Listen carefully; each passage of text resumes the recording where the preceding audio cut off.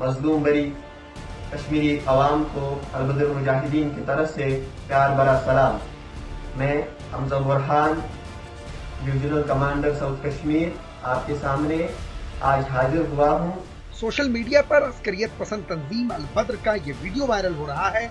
इस वीडियो में तंजीम के कमांडर बराए जनूबी कश्मीर हमजा बुरहान ने सिक्योरिटी फोर्सेस को धमकी दी है कि जहाँ पे भी और कहीं भी हमें जो ये गाड़ी मिलेगी, हमें जो पुलिस वाला मिलेगा, हम उसको छोड़ेंगे नहीं।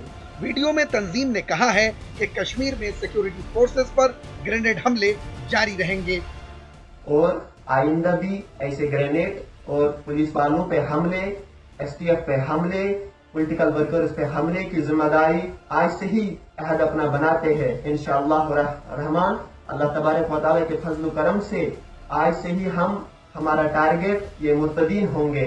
हमजा ने इस वीडियो में रियासती पुलिस अहलकारों को धमकी दी है कि वो अस्करियत पसंदों के खानदानों को हरासा और घरों में तोड़फोड़ करने से बाज आ जाएं। जो जम्मू कश्मीर पुलिस है, इसको हम आज से ही ये आखिरी वार्निंग होगी इनके नाम, कोई वार्निंग हम नहीं इनके लिए। बेशक हमारा बस एक ही पैगाम होगा, अगर ये पीछे मुड़े तो ठीक, वरना ये अपने अंजाम को नजर रखे। कुछ पुलिस वाले मुजाहिदीन के घरों में जाके उधर तोड़फोड़ करते हैं, उनसे भी हम कहते हैं जब हम आपके घर वालों को कुछ नहीं कहते हैं तो आप भी हमारे घर में न जाए, वरना फिर आपका अंजाम आने वाले जैसे बड़गाम में अंजाम हुआ था, इंशाअल्लाह रहमान आपका अंजाम भी वही होगा।